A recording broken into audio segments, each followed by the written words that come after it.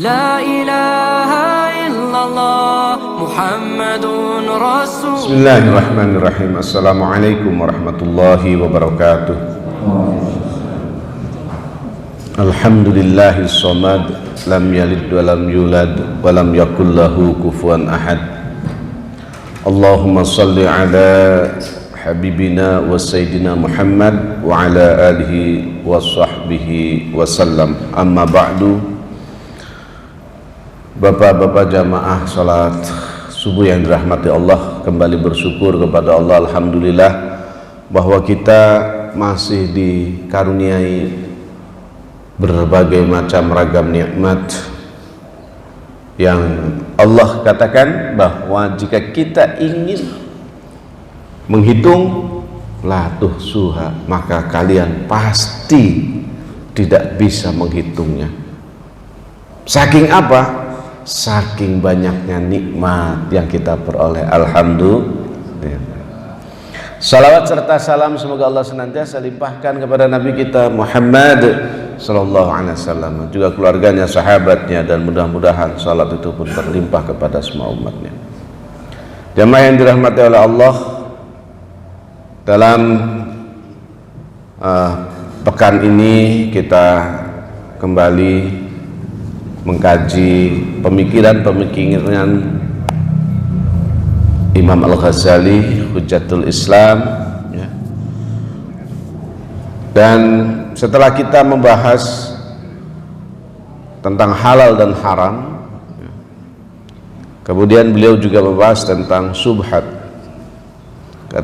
Beliau mengutip satu hadis, ya, dan hadis ini merupakan hadis muttafaqun alaih, yakni hadis yang diriwayatkan oleh Bukhari dan Muslim. Jadi hadis ini secara derajat kesahihannya, ya, sahih gitu. Bahkan disahihkan oleh dua imam yang kredibel atau yang dianggap kredibel oleh terutama ulama-ulama Sunni, ya. Al halalu bayyinun wal haramu bayyinun. Kata Rasul, halal itu jelas, haram juga jelas. Wa bainahuma umurun mutasyabihat, dan di antara kedua yang halal dan haram itu ada urusan perkara-perkara yang apa? Yang subhat. Nah, sayangnya ketika itu kemudian dijelaskan la ya'lamu katsirun minan nas, dan banyak orang tidak tahu subhat itu. Faman ittaqa subhat faqad istabra'a li irdihi wa dinihi, maka barang siapa yang ia takut dan menghindari subhat, maka sungguh ia telah terbebas, ya, dari kehormatan dan agamanya. Wa man waqa'a fi subhat, siapa saja yang masuk dalam subhat, maka waqi'ul harami, cepat lambat dia akan masuk kepada yang haram. Nah, jadi sebaiknya ketika ada yang subhat maka tidak diambil.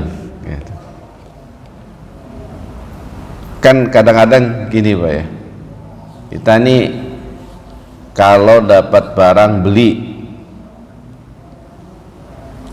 belinya dengan cara yang baik, halal, saling ridho dan diridhoi, kita yakin, ini barang ini halal milik saya. Tapi ada kadang-kadang kala jual beli tapi pakai nipu gitu. Nah, ini kan hati kecil kita bilang ini halal apa enggak. Maka ketika ada pertanyaan-pertanyaan seperti ini, sebaiknya apa? Dalam agama sebaiknya ditinggalkan, gitu. Ya. Atau misalnya kita kehilangan barang, terus kita temukan barang itu, tapi kita ragu, ini barang ini bener punya saya gak? Dicarilah ciri-cirinya, ternyata beda sedikit, tapi yang lainnya mirip. Nah ini juga sesuatu yang subhat. Maka karra'i haulal hima, ya, seperti halnya orang yang menggembala di sekitar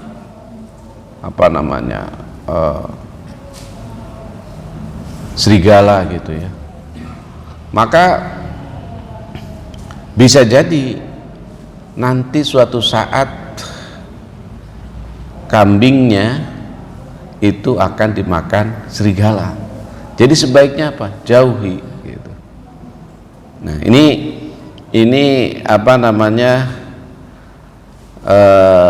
sesuatu yang sifatnya preventif. Jadi dalam subhat ya kita harus bersifat preventif. Nah tadi dijelaskan bahwa halal itu jelas, maka kemudian oleh Imam Al-Ghazali dijelaskan al halalul mutlak. Ada halal yang mutlak. Apa itu? Huwallazi khala an zati sifati al mujibah lit tahrim fi ainihi, yaitu sesuatu yang memang secara zatnya, ainnya itu tidak ada keharaman ya, jelas. Misalnya nggak ada abu-abu, pokoknya ubi itu ya halal gitu kan. Nggak ada ubi misalnya tapi kok bercampur kayak air kencing kambing misalnya, nggak begitu ya. Nah jadi yang seperti ini maka tidak ada kemungkinan kita masuk pada keharaman, bahkan au karohiyatin, bahkan kemakruhan ya. Nah misalnya di sini dijelaskan oleh Imam Ghazali, wa misaluhu, contohnya al-ma'ul ladzi ya'khudhul insan minal matar, yaitu air yang diambil oleh seseorang dari air hujan ya, jadi dari air hujan kemudian kita ambil, itu halal qabla yaqa ala milki ahadin, sebelum nyampe ke tempat seseorang. Tapi kalau ini air hujan Pak, sudah ditadahi oleh tetangga kita, terus kita ngambil dari wadah tangga kita dan kita tidak bilang, maka itu menjadi haram gitu. Karena apa? Itu kita sudah ngambil punya tetangga kita. Tapi kalau kita langsung menadahkan tempat gitu ya ke air hujan yang memang langsung dari langit, maka itu adalah kehalalannya menjadi mutlak. Nah jadi ini salah satu contoh bahwa untuk mendapatkan kemutlakan yang halal ya. Kemudian wal haramul mahd, dan keharaman yang murni. Nah haram yang murni itu keharaman yang memang jelas keharamannya. Misalnya khomer, itu kan jelas keharamannya. Jangan ditanya anggurnya, kalau anggurnya halal kan. Tapi ketika anggur difermentasi kemudian menjadi khomer, maka itu menjadi haram. Atau kenajisan, wan najasa fil baul, yakni najis air kencing misalnya, maka ini tidak bisa diragukan bahwa itu adalah merupakan hal yang haram. Atau mendapatkan sesuatu dari sebab kezaliman ya. Misalnya dengan sebab menipu, korupsi gitu kan. Nah itu dijelas. Wariba dan riba. Nah yang tidak jelas itu kalau ada yang ngasih hadiah gitu. Tapi kan kalau sekarang undang-undangnya udah jelas tuh Pak ya, pejabat gak boleh terima hadiah. Hadiah itu, gratifikasi itu ada batasannya ya kalau nggak salah gitu. dan itu harus dilaporkan ke KPK gitu. Jadi kalau nggak lapor berarti bagian dari keharaman. Kalau zaman dulu belum ada undang-undangnya, itu menjadi remang-remang. Nah, ini yang remang-remang inilah yang subhat gitu. Tiba-tiba misalnya kalau bapak jadi pejabat di bawahnya pada ngasih gitu ya. Nah gitu. Atau orang-orang yang akan berhubungan pada ngasih gitu. Zaman dulu masih remang-remang, ini apa ini gitu kan. Tapi sekarang sudah ada undang-undangnya. Tapi sebenarnya waktu zaman Rasul hal seperti ini sudah dijelaskan tuh Pak. Jadi ketika ada orang yang bertugas memungut semacam pajak gitu ya, zakat, memungut zakat, dia pungut tuh Pak, zakat. Terus sebagian orang ada yang memberi hadiah gitu, ini zakat saya, ini buat kamu gitu. Dia jujur, dia sampaikan kepada Rasul, ya Rasul, ini uang zakatnya sekian dan ini adalah hadiah untuk saya dari para muzaki. Nah Rasul nanya, kamu melakukan tugas memungut zakat ini dapat upah, dapat gaji nggak? Dapat. Nah sekarang kalau kamu nggak bertugas memungut zakat, kira-kira orang tuh ngasih apa enggak? Enggak. Maka kalau begitu ini bukan hakmu gitu. Jadi zaman Rasul sudah jelas itu, hal itu diberikan ya, diputuskan gitu. Nah sekarang diperjelas lewat perundang-undangan. Nah jamaah yang dirahmati oleh Allah, maka oleh karena itu inilah yang harus kita lakukan, di mana bahwa kita dalam menjaga agama diantaranya adalah dengan cara menjaga ya, supaya tidak masuk kepada subhat. Walaupun subhat itu ya tadi belum jelas haramnya, tapi juga nggak jelas halalnya gitu. Nah dalam konteks ini Rasul pernah bersabda sebenarnya, ketika kita ragu itu istafti qalbak, kata Rasul. Apa itu? Minta fatwa ke hatimu.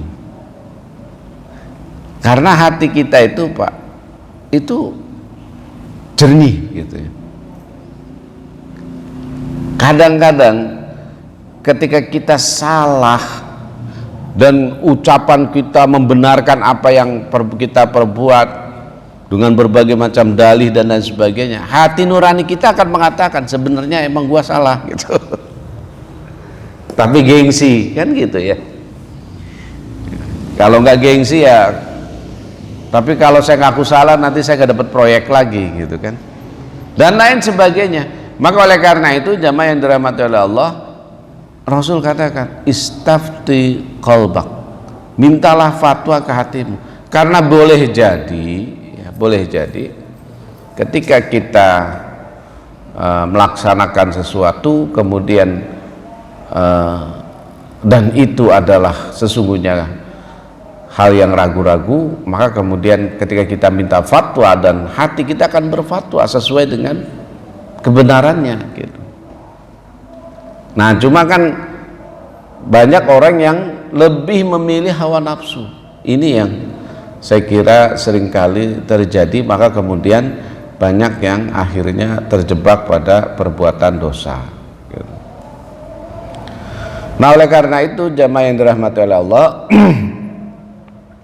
misalnya di sini dijelaskan juga oleh Al-Ghazali beberapa hal yang terkait dengan keraguan. Pertama, ayakuna tahrim ma'luman min qabl supaya kau syak fil muhallil.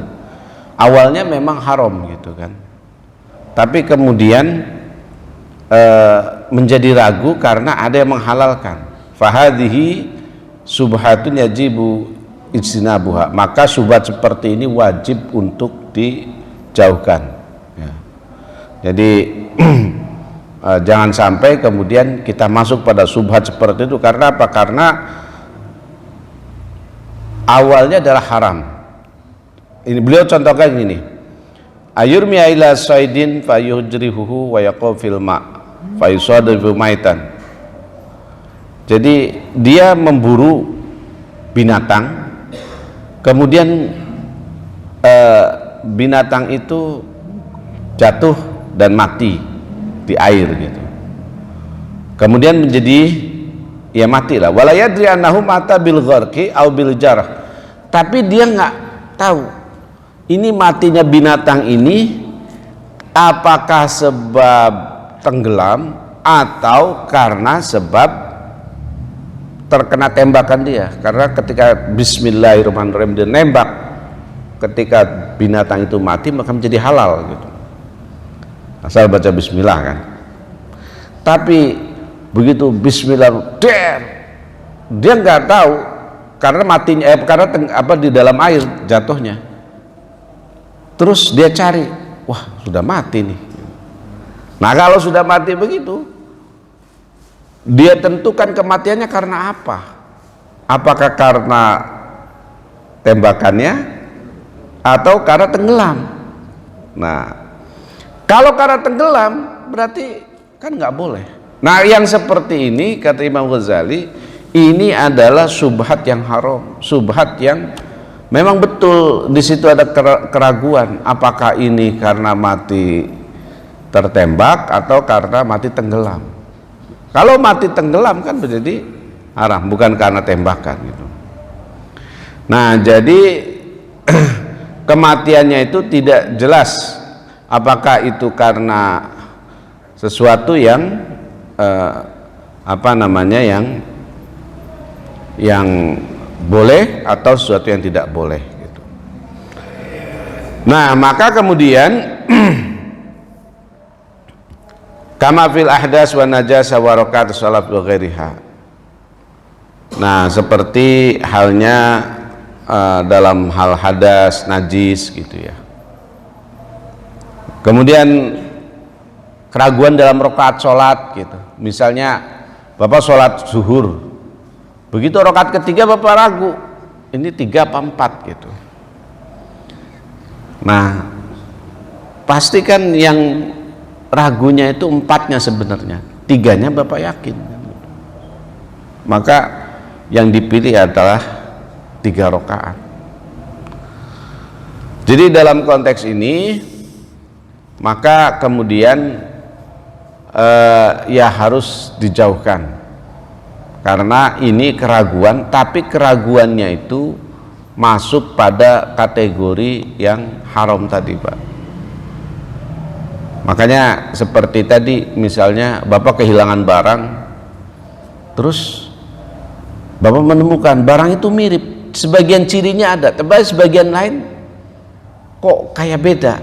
Nah ini kan ragu, tidak sepenuhnya gitu. Kalau milik Bapak kan mesti tahu semua nih ciri-cirinya. Ini ciri-cirinya ada yang beda. Oh makanya jangan diambil gitu yang seperti ini, karena Bapak tidak bisa menentukan dalih bahwa apakah barang itu milik Bapak atau bukan. Sama seperti tadi ketika seorang pemburu itu menembak binatang misalnya, tapi kemudian dia ragu ketika mati itu karena jatuhnya di air, dia ragu ini matinya kenapa, apakah matinya karena tenggelam atau karena tembakan. Maka yang seperti ini harus dijauhkan. Nah kemudian ada juga fal aslu halu walahul hukmu. Ada juga karena orang itu tidak mengetahui ya kehalalan dan keharamannya, tetapi asalnya adalah halal. Karena asalnya halal maka hukum asal yang diambil gitu. Nah di sini contohnya gini, misalnya seseorang menikahi perempuan, ya, kemudian wator toir, kemudian ada burung yang ini yang terbang. Ini contohnya memang agak agak ekstrim yang tidak biasa di kehidupan sehari-hari gitu ya. Dikatakan in kana hadza ghuraban famraati talikun. Kalau burung itu burung gagak, maka istriku tertalak. Ternyata burung itu sampai dengan tidak kelihatan, tidak jelas Pak, burung apa. Gagak bukan, apa bukan gitu kan. Maka hukum asalah yang ditetapkan. Hukum asalnya apa? Istrinya, ya istrinya. Jadi nggak jadi talak gitu. Sama kayak bapak-bapak sekalian nih, misalnya habis maghrib ada kajian. Sebelum sholat maghrib bapak wudhu nggak? Wudhu. Terus bapak duduk toh ikut kajian. Datang waktu isya.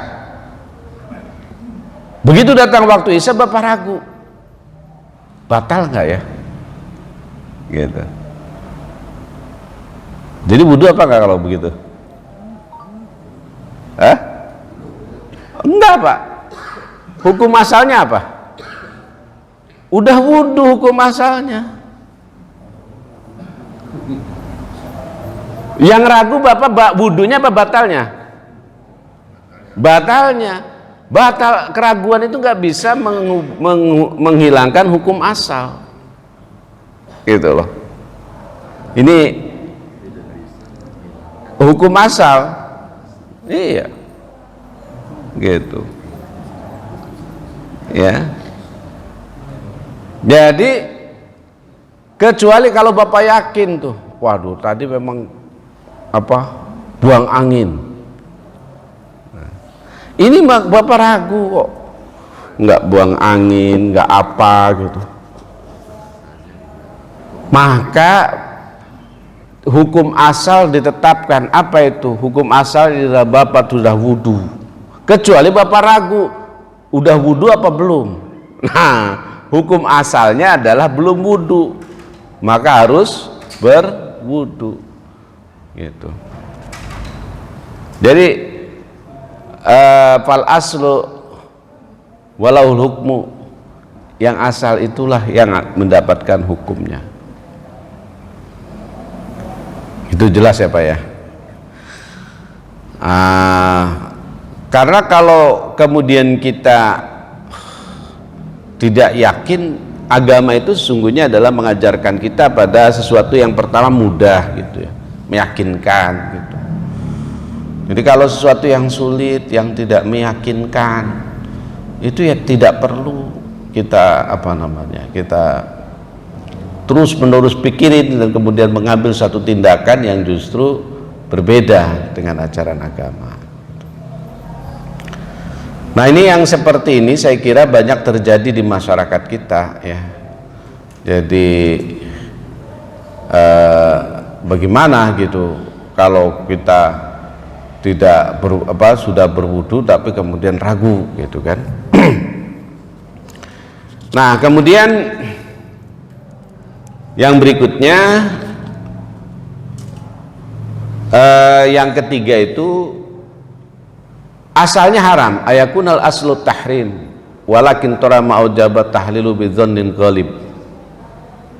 Asalnya haram tetapi kemudian ada sebab-sebab yang menghalalkan dengan dugaan yang ghalib, yang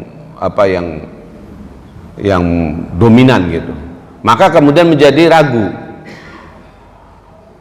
Fahadha yanzuru fihi fa in istanada alaihi dzan ila sababin mu'tabarin syar'an falladhi nakhtaru fihi annahu yahillu. Ya, kalau kemudian memang sebab secara syara' yang ini kemudian dipilih ya, dan itu adzon itu ya maksudnya dugaan yang kuat lah gitu, maka itu boleh jadi menjadi halal. Tapi menjauhinya itu minal waro', bagian dari waro'. Halal cuma kalau dijauhi lebih baik gitu ya. Contoh ayarmi ila saydin fayaghib, misalnya memburu terus tembak tapi tembakannya itu menghilang, artinya nggak kelihatan gitu. di mana jatuhnya. Tapi kemudian beberapa waktu summa yudrikuhu, kemudian dia menemukan, ya, menemukan maitan tapi sudah mati, walaisa alaihi atharun siwa sahmihi, dan kematian itu tidak terjadi karena apapun kecuali karena busurnya, gitu. Nah, karena busurnya. Tapi kan hewannya udah mati nih Pak ya, hewan udah mati. Dia lihat gitu, ini kayaknya nih burung yang saya tadi tembak atau saya panah tadi. Terus begitu dilihat-lihat, nggak ada sebab yang lain. Apakah misalnya sebab tertimpa batu atau dia nabrak pohon atau apa? Yang ada adalah bekas tembakan atau bekas panahnya. Nah ini kan menjadi ragu dan menjadi halal karena apa? Karena dia meyakini, ya, kalau meyakini gitu, meyakini bahwa ini adalah karena anak panahnya. Walakin yahtamilu annahu mata bisaqatin aw bisababin akhir, tetapi kan dalam kondisi seperti ini ada kemungkinan juga kematiannya itu karena dia jatuh atau karena sebab yang lain. Nah, ini harus dipertimbangkan gitu ya. Nah, wa qad ikhtalafa, dan ini berbeda pendapat, tapi wal mukhtar, yang terpilih annahu halal, bahwa itu adalah halal. Li'annal jarah sababun zahirun wa qad tahaqqaq, karena sebab kematiannya itu sudah sangat jelas, yaitu karena tembakan misalnya ya. Tapi kata Imam Ghazali, dalam kondisi seperti ini al-wara' itu lebih baik, yakni bersikap wara', kehati-hatian. Untuk bersikap hati-hati, maka ijtinabuhu, menjauhkannya itu lebih baik daripada mengambilnya. Nah ini sesuatu yang keraguan tadi. Kemudian yang berikutnya, ayakun al-hillu ma'luman, ada sesuatu yang halal secara jelas, walakin yaglibu ala dzan taryani muharram, tapi ada sebab-sebab yang diharamkan ya di situ, sehingga akhirnya ya awalnya halal, jadi kelihatannya kemudian karena ada sebab-sebab tertentu menjadi haram. Nah ini salah satu contohnya, in qatala Zaidun Umaron, kalau Zaid membunuh Umar, au qatala Zaidun Saidan, atau Zaid membunuh binatang buruan, munfaridan sendirian, bi qatlihi, dalam membunuhnya, famra'ati taliqun, maka kemudian istriku tertolak, fajarahu wa ghaba anhu, dan kemudian dia melukai binatang itu, wa ghaba anhu, tapi dia tidak melihat gitu. Fawajada maitan, tetapi kemudian terlihat atau ditemukan mati. Nah, maka dalam konteks ini hurimat zaujatuhu, menjadi haramlah istrinya. Li'anna zohir annahu munfaridun biqatli kama sabak, karena secara zohir si Zaid itu telah membunuh binatang buruannya itu adalah secara sendirian ya. Nah jadi dalam konteks ini kan sebenarnya jamaah yang dirahmati oleh Allah, istri itu kan sesuatu yang halal gitu, tetapi kemudian menjadi syak, bahkan keharaman ketika ia melakukan hal-hal seperti itu, yakni ketika dia melihat bahwa di dalamnya ada sebab-sebab yang justru menyebabkan pada keharaman. Misalnya tadi ya, dengan mengatakan seandainya gitu. Nah, dalam konteks sehari-hari misalnya dijelaskan di sini, kalau seseorang melihat air yang dua kula itu kan berarti banyak tuh Pak airnya Pak ya. Nah, air dua kula itu boleh untuk bersuci kan gitu. Tapi kemudian dia melihat bahwa kok ada perubahan bitulil muksi au binajasah. Ini perubahannya ini karena memang lamanya periode atau karena apa? Atau karena ada najis gitu ya, bil baul, yakni dengan air kencing misalnya. Nah, kemudian idza isharal baulu musyahid dilalatan mughlibatan lihimalin najasah wa misal gitu ya. Tapi kalau kemudian dia melihat ternyata ada binatang yang kencing gitu ya, oh ternyata ini karena sebab kencing, maka karena sebab inilah akhirnya menjadi najis. Dan ya walaupun tidak bisa dipastikan secara jelas, tetapi ini adalah merupakan hal yang tidak boleh dilakukan. Ini yang awalnya kan sebenarnya halal gitu. Artinya air dua kula itu kan boleh ya Pak untuk bersuci gitu. Ya. Karena airnya banyak, maka boleh untuk bersuci. Tapi kemudian menjadi sesuatu yang tidak boleh karena terlihat tuh ada kijang kencing di situ gitu. Ya. Kan airnya ini sudah berubah dan ternyata perubahannya karena ada kijang kencing di situ. Jadi di sini maka menjadi haram. Menjadi ya yang tadinya ragu dan menjadi tidak boleh dilakukan untuk berwudu. Kenapa? Karena sudah kelihatan tuh. Jangan-jangan bukan cuma kijang itu saja yang kencing di sini, tapi kijang-kijang yang lain juga kencingnya di sini gitu. Nah, kemudian yang berikutnya bahwa al-ikhtilat ya. Jadi ragu karena adanya percampuran. Nah, ini yang saya kira dulu pernah ditanyakan tuh ya. Bagaimana kalau gaji PNS itu gitu kan, dia bercampur baur gitu kan, antara yang halal dengan yang haram gitu. Nah, ternyata dijelaskan jamaah yang dirahmati oleh Allah bahwa jika percampuran seperti itu dan kita tidak tahu mana yang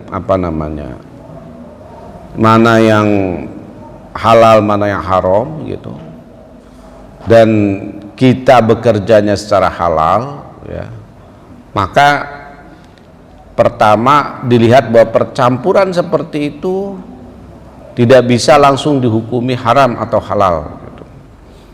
Tetapi jika memang percampurannya itu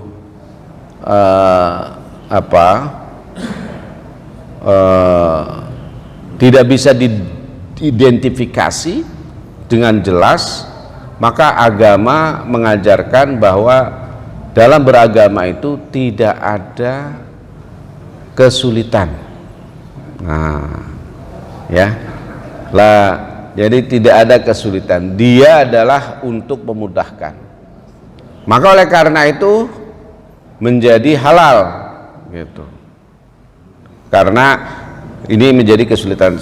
Nah, dicontohkan oleh Imam Ghazali di sini misalnya, jika seseorang mau menikah di suatu desa, tapi di desa itu pernah ada saudara susuannya. Kan sebenarnya saudara susuan kan nggak boleh menikah ya Pak ya. Tapi dia nggak tahu dari sekian banyak perempuan itu mana saudara susuan dia. Bukan berarti kemudian dia tidak boleh menikah dengan orang yang ada di kampung situ. Misalnya, wah saya dulu pernah punya ibu susu di Pamulang nih, tapi di mana dan di mana dan siapa saya nggak tahu. Kalau begitu saya nggak usah nikah sama orang Pamulang deh. Bukan begitu, karena itu akan menyulitkan dia. Gitu. Ya.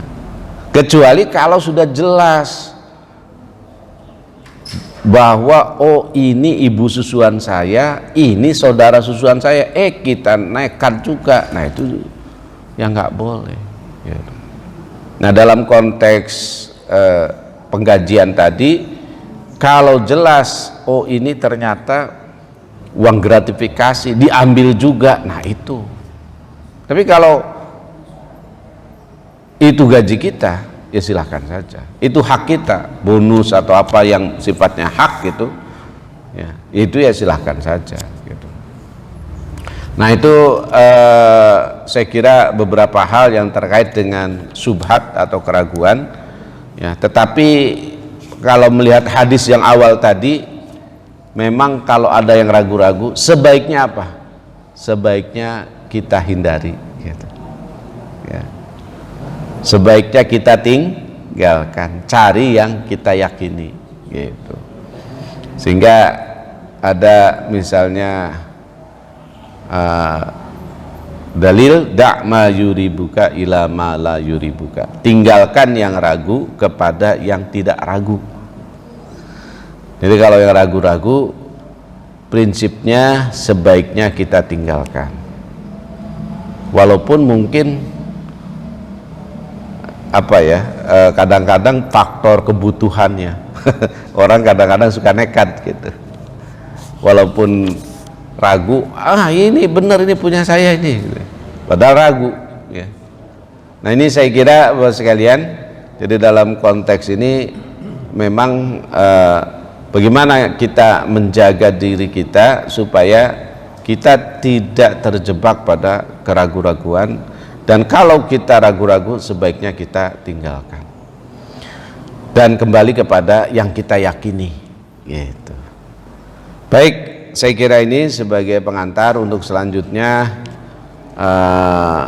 Jika mungkin ada yang mau berkomentar, bertanya, atau bahkan memberikan perspektif yang lain, saya kira kita persilahkan.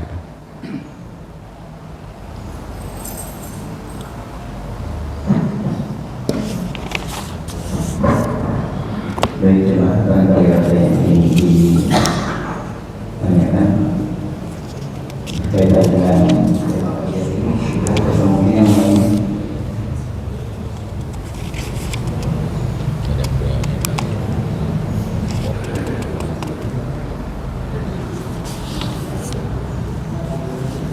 Tanya-tanya Pak, sebelum saya disiapkan gitu, maksudnya biar ada waktu mungkin sampai jam 6.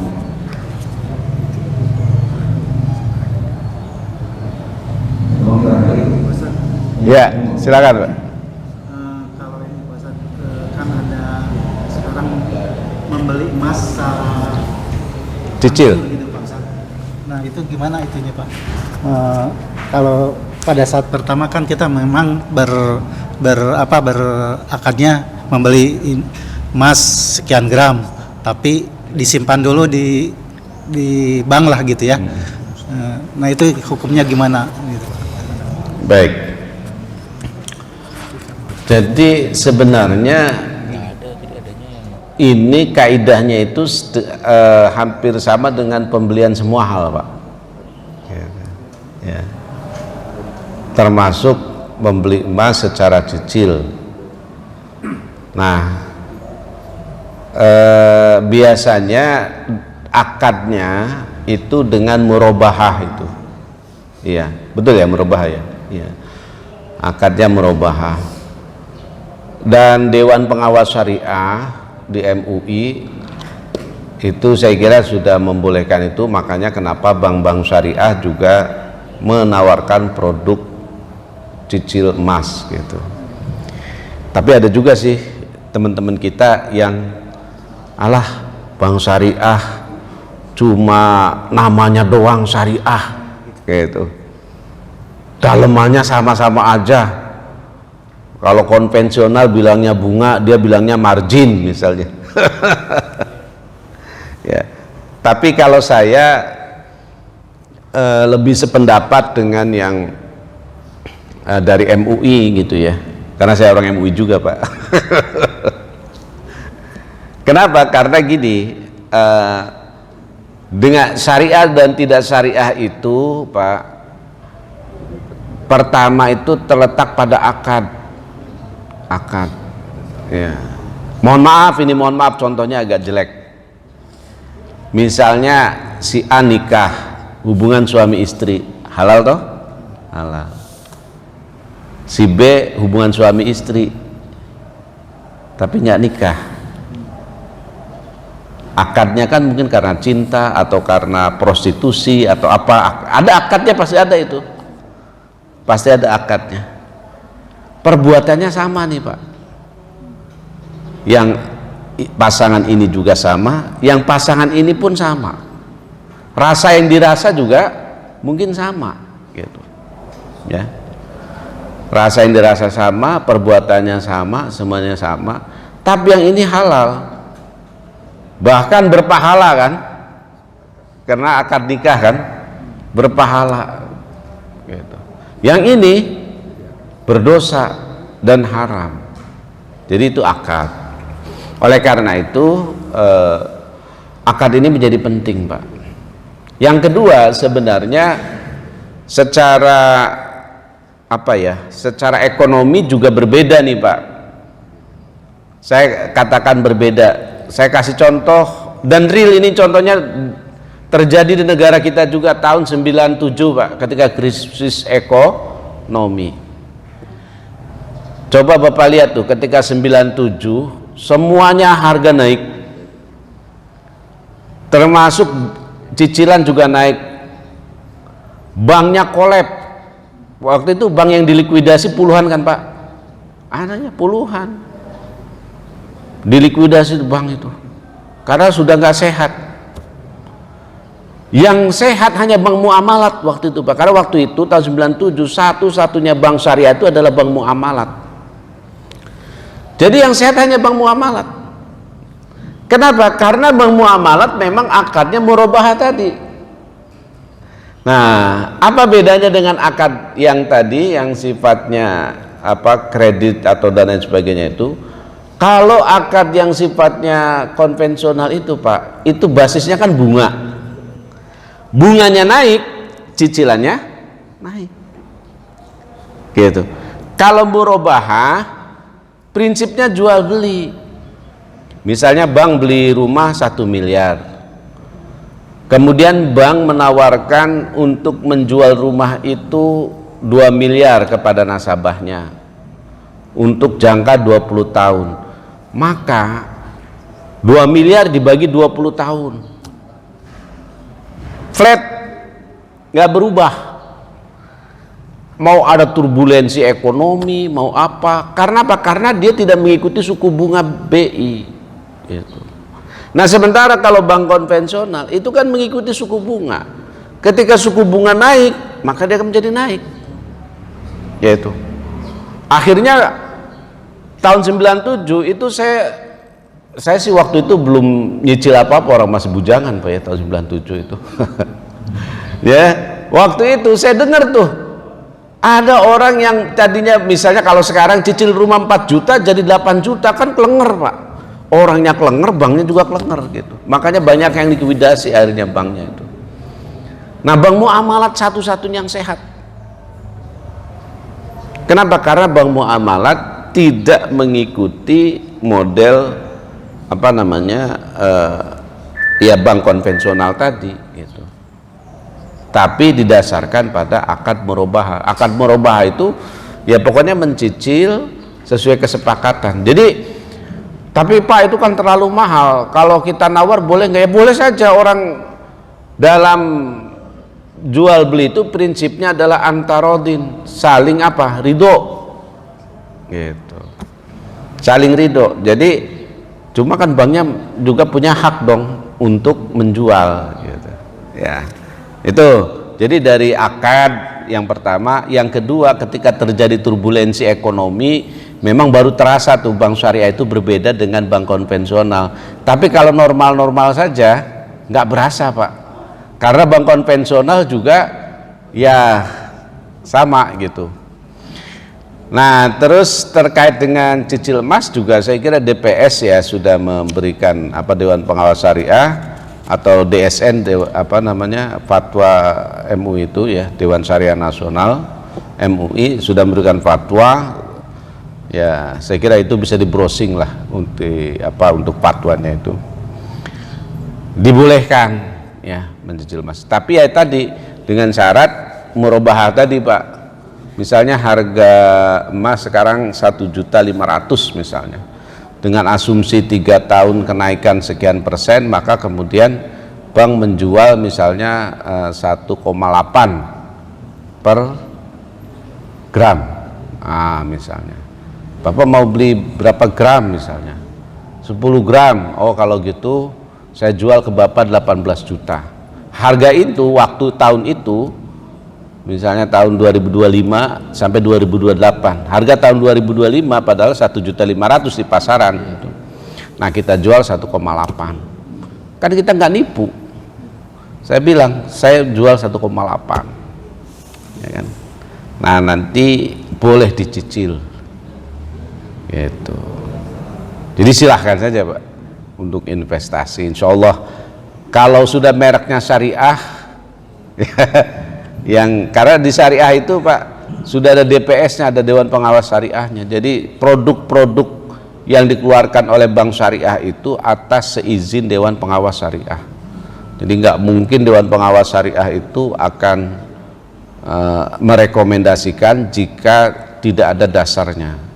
Jadi percayalah kalau sudah mereknya syariah ya itu insya Allah halal gitu, halal ya.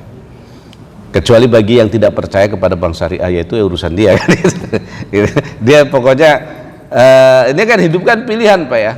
Maka yang seperti ini bisa jadi kan dia tidak berhubungan dengan bank, dan saya punya juga teman seperti itu Pak. Dia tidak berhubungan dengan bank memang ya, kecuali gaji dia yang melalui bank itu pun langsung diambil gitu kan. Jadi saldonya selalu nol ya. Karena dia tidak percaya bank, jangankan bank konvensional, bank syariah juga tidak percaya. Akhirnya duitnya banyak di bantal barangkali itu. Karena dia nggak percaya pada bank. Ya, ada juga teman saya yang seperti itu Pak, tidak percaya walaupun itu mereknya bank syariah. Nah, saya kira itu Pak, insya Allah halal. Baik, sama-sama. Mungkin ada satu lagi bagi untuk pertanyaan. Kalau tidak ada, mungkin barangkali bisa memberikan closing statement untuk baik. Sebelum saya closing ya, jadi ada usulan-usulan dari jamaah, dari terutama pengurus gitu, bahwa pengajian kita ini kalau bisa ditata ulang gitu ya. Mungkin ya nanti saya akan bilang ke pengurus untuk bagaimana ini untuk kajian Ihya ini mau diteruskan atau tidak gitu ya. Kalau tidak mungkin ya nanti kita ganti dengan apa gitu ya. Mungkin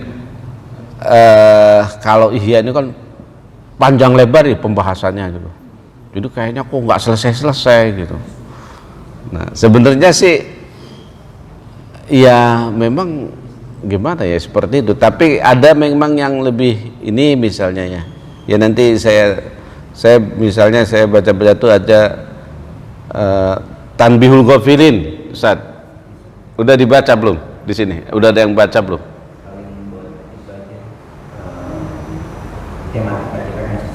Sesekali ya. Nah itu kalau mau ya itu barangkali. Kalau Tanbihul Ghafilin ini ya memang agak ringan Pak, dan lebih apa ya, judulnya aja mengingatkan orang-orang yang lalai gitu ya, kayak saya ini kan sering lalai gitu. Diingatkan tuh Pak, diingetin ikhlas, diingetin mati, diingetin birrul walidain gitu ya. Nah itu mungkin bisa tuh. Jadi kalau ini disepakati terutama oleh pengurus ya, oleh Ustadz Amin terutama, ini kan ini Ustadz otoritatifnya Ustadz Amin di sini kan. Nah maka ya kita ganti ke Tanbihul Ghafilin misalnya ya. Tapi temanya masih mirip tema-tema akhlak dan tasawuf si Tanbihul Ghafilin itu, Pak. Jadi masih mirip-mirip dengan Ihya lah gitu. Cuma lebih ringkas gitu saja. Ya. Silakan. Artinya kalau dari Ihya dan Tanbihul Ghafil turun kelasnya. Iya, karena betul turun kelas. Karena ini katanya kepanjangan kan gitu. Jadi iya, jadi biar lebih ringkas gitu, lebih ini. Karena kalau saya tiba-tiba ganti, nanti jamaah bingung juga gitu. Ya, makanya harus diomongin gitu ya. Ya memang turun kelas betul. Kalau secara kelas turun kelas. Tapi kalau memang itu lebih ringkas, lebih bisa dipahami, lebih sesuai dengan kebutuhan kita gitu dalam kehidupan sehari-hari, ya nggak masalah juga gitu ya. Karena yang penting itu sebenarnya dalam dalam pengetahuan agama bukan pengetahuannya tapi pengamalannya. Makanya dulu Kiai Haji Ahmad Dahlan itu Pak mengajari surat Al-Ma'un itu sampai 3 bulan. Muridnya akhirnya ada yang protes, tapi protesnya santri kan sopan. Mohon maaf Yai, kulo niki pun hafal gitu ya, sudah hafal surat Al-Ma'un gitu. Artinya juga sudah paham, tafsirnya juga sudah tahu gitu. Tapi kenapa masih nggak ganti-ganti surat gitu kira-kira? Nah, Kiai Dahlan jawab, oh gitu. Kalau gitu saya mau tanya, sudah berapa anak yatim yang kamu pelihara? Dereng Yai. Nah, kemudian beliau bilang, buat apa kita ngaji banyak-banyak kalau tidak diamalkan? Jadi bagaimana Pak Kiai? Ya kita bikin rumah yatim gitu. Ya. Jadi disitulah terjadi akhirnya fundraising dan lain sebagainya. Nah, Bapak sekalian, jadi tapi nantilah informasi berikutnya mungkin setelah ada diskusi dengan Ustadz Amin dengan para pengurus ya. Ada TikTokan aja nanti antara saya, Ustadz Amin dan pengurus. Jadi kira-kira apakah mau dilanjutkan atau diganti, saya persilahkan untuk diberikan keputusannya. Dan jamaah juga saya kira bisa WA ke Ustadz Amin atau ke pengurus jika ada masukan-masukan terkait ini ya. Karena kalau diputuskan secara bersama paling tidak mayoritas gitu ya. Nah, insya Allah ini akan lebih baik ke depannya. Baik, Bapak sekalian, sebagai closing statement dari pengajian kita pada pagi hari ini, bahwa memang ya hidup ini harus hati-hati, terutama dalam hal rezeki ya. Karena rezeki kita itu pada dasarnya Pak, kata Nabi sih cuma 3 ya yang menjadi rezeki kita gitu. Yang lainnya itu bukan rezeki kita, walaupun atas namanya punya kita. Apa 3 itu? Pertama, makanan yang kita beli dan kita makan dan habis, itulah rezeki kita. Boleh jadi Pak, kita beli makanan milik kita toh secara fikih, tapi kemudian kita nggak habis, maka akan menjadi milik yang lain. Apakah milik orang yang lewat atau bahkan milik binatang. Yang kedua, pakaian yang kita beli kemudian kita pakai sampai tidak layak pakai, itulah milik kita sesungguhnya. Pakaian yang kita beli dan kita pakai belum tentu menjadi milik kita ketika misalnya diambil orang lain gitu. Misalnya bapak pakai sepatu, wah keren bener itu, pas sholat Jumat pulangnya nggak adanya sebelah lagi maka bukan milik kita lagi. Dan yang ketiga kata Rasul, yang milik kita sesungguhnya adalah yang kita sedekahkan ya. Sementara yang tinggal di dompet kita, di rekening kita itu belum tentu milik kita. Oleh karena itu, bapak-bapak yang dirahmati oleh Allah, ibu-ibu yang dirahmati oleh Allah, maka berhati-hatilah dalam mencari rezeki, termasuk menjauhi yang haram dan yang subhat, karena hal-hal seperti ini akan menjadikan kita lebih selamat dalam kehidupan kita di dunia sampai akhirat nanti. Amin, Allahumma amin. Semoga Allah senantiasa memberikan taufik dan hidayahnya kepada kita semua, sehingga kita semua termasuk orang-orang yang muttaqin. Amin, Allahumma amin. Barakallahu li wa lakum wa lisairil muslimin wal muslimat. Wassalamualaikum warahmatullahi wabarakatuh.